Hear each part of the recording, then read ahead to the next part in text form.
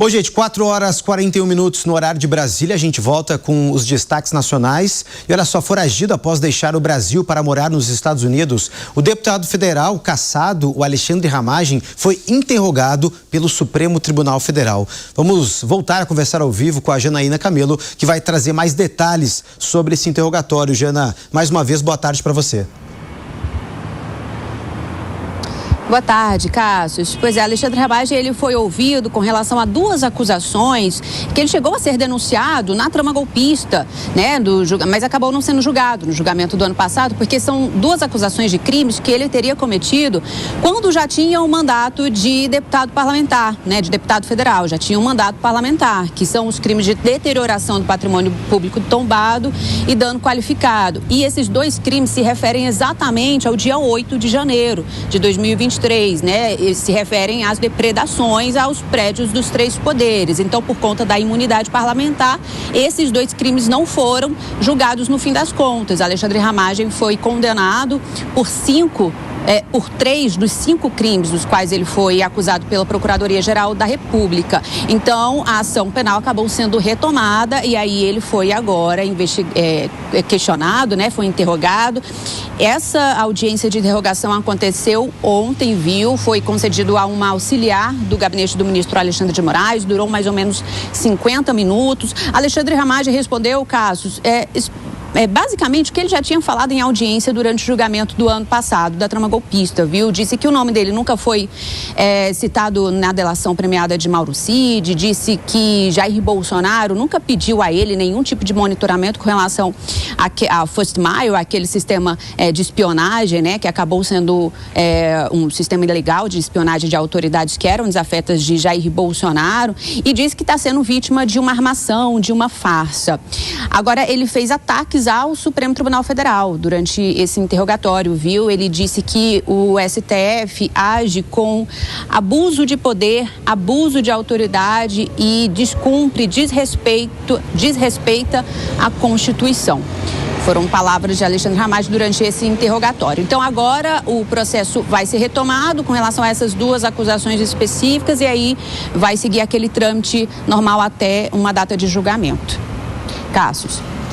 Perfeito, Jana. Obrigado pelas informações. Bom, gente, vamos voltar a conversar com o Zé Maria Trindade, porque nesse interrogatório o ex-deputado Alexandre Ramagem acabou então negando, né, essas acusações, disse que foi vítima de uma fraude, aproveitou a oportunidade para criticar a ação do ministro Alexandre de Moraes. Zé, como é que você avalia essa leitura que você faz de Alexandre Ramagem nesse interrogatório que ele fez, mesmo foragido? Primeiro que é muito estranho, né? Um foragido da justiça formalmente, né, condenado e pelo Supremo, em última instância, prestar depoimento sobre outro inquérito, outro processo. Mais estranho ainda é que esse processo ficou para trás, esses dois, né, inquéritos, essas duas partes, porque o próprio Supremo entendeu que a Câmara tinha razão, né? A Câmara decretou que ele estava imune, porque a Câmara pode fazer isso, e suspendeu o processo contra ele. Aí, quando ele perdeu o mandato, ele não é mais deputado. Então, se ele não é mais deputado, e se o próprio Supremo reconheceu que aqueles dois processos eram quando ele era deputado, né, os processos que ele não era deputado não tinha absolutamente nenhuma razão de estarem no Supremo. E muito menos esses agora, porque ele já não é mais deputado e perdeu o foro privilegiado. Então, isso aí já é uma confusão muito grande. E não tem como apelar, né? Porque para onde? O ministro uma vez me disse, acima do Supremo só Deus. E é verdade. Agora é rezar, porque não há como fazer defesa. No início desse processo, 2 advogados que estão na defesa dos acusados já me disseram assim, impossível fazer uma defesa jurídica. É por isso que há um trabalho político. É por isso que é um trabalho, inclusive, internacional. Ou seja, se não é possível fazer uma defesa jurídica num processo jurídico, aí a situação complica. É tudo muito estranho.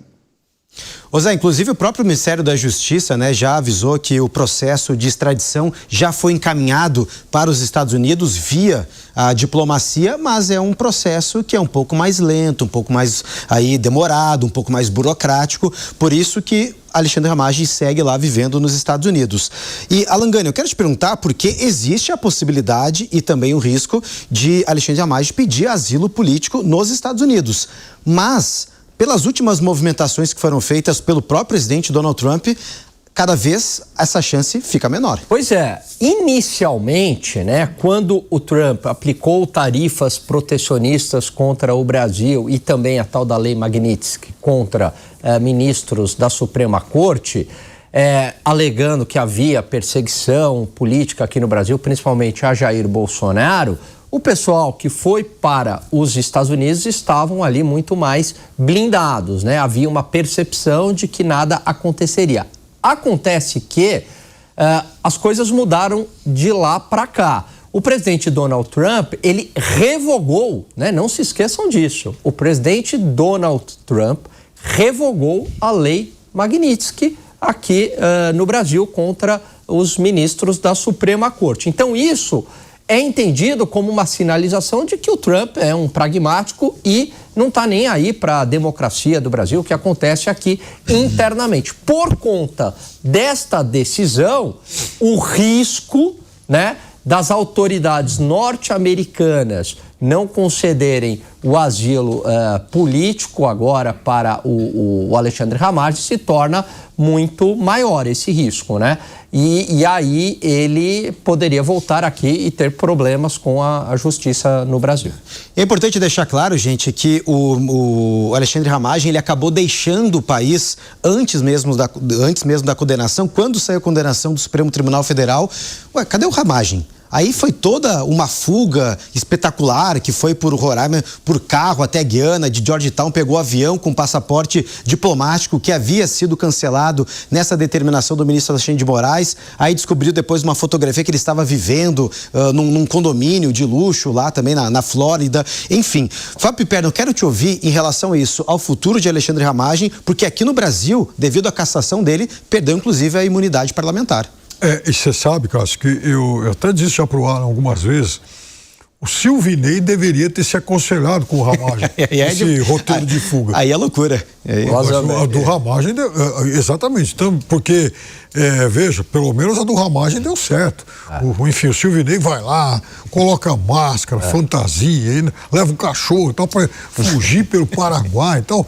Totalmente desastrado aquilo. O Ramagem não.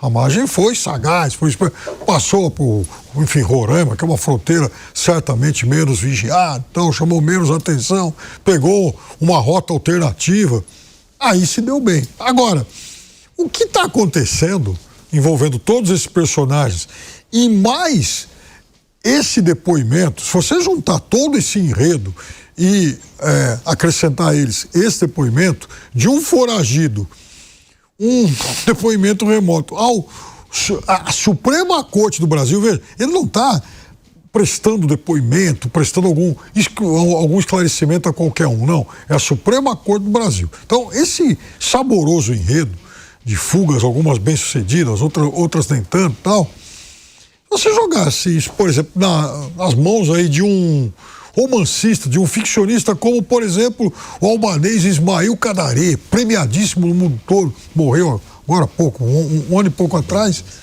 Nossa, certamente seria romance aí para prêmio Nobel, alguma coisa, porque vejam só, né? A criatividade e as coisas estranhas que acontecem aqui no Brasil. Eu, honestamente, só tenho uma sugestão a fazer a essa turma que busca essas fugas aí e tal. Cuidado, os Estados Unidos, como o Alan lembrou, vivem um momento aí de distensão em relação a Trump e Lula. Eu, se fosse eles, tentaria, por exemplo, Hungria. Lá, Viktor Orbán, ao que se sabe, não tem nenhuma intimidade com o presidente do Brasil. O regime também é bem ao extremo e talvez eles se sentissem mais à vontade lá. Ô Zé, inclusive, essa viagem do presidente Lula até os Estados Unidos em março, né, onde vai conversar ali tete a tete, presencialmente com Donald Trump, pode, de certa forma, azeitar ainda mais a relação entre os dois países?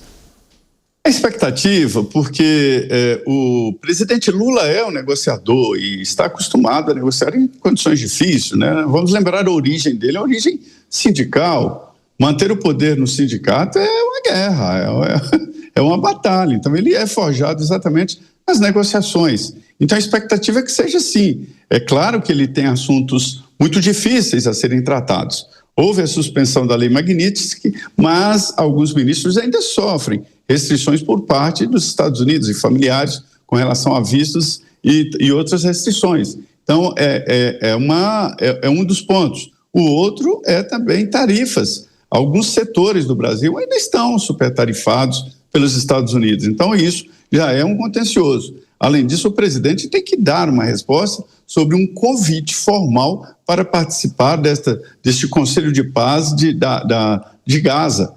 São assuntos muito sensíveis. Então, o presidente Lula terá todo o interesse em fazer uma negociação ampla para que ele se saia bem. Na verdade, Cássio, a grande novidade que me disseram nesses meios diplomáticos é de que sempre conversas, negociações eram entre países, carregando ali nas costas os anos e anos de diplomacia e de apoio entre os países e tal, e que agora não. A situação de negociação é muito pessoal, é de Lula com Trump, não Brasil, que há mais de 400 anos recebe ali um apoio dos Estados Unidos, foi o primeiro país a reconhecer a independência do Brasil. Então, Lula terá que se esforçar para negociar, não sair mal internamente, porque ele tem um público que cobra exatamente essa independência, e ao mesmo tempo não deixar o Donald Trump decepcionado com o Brasil, porque o Milei está aí, já é aliado de primeira hora, busca ser dos Estados Unidos a representação aqui no Cone Sul, então sim, é uma concorrência forte. Ô Zé, inclusive eu vi uma vez de um diplomata que Milei seria o braço direito de Donald Trump, mas o Lula é do coração, o Lula sabe sensibilizar. Enfim, é diplomacia, a gente sabe que o Lula sabe conversar, mas vamos aguardar aí, inclusive o presidente vai com muitas pautas e segundo ele não tem nenhuma restrição de assunto, a não ser a soberania que ele não negocia.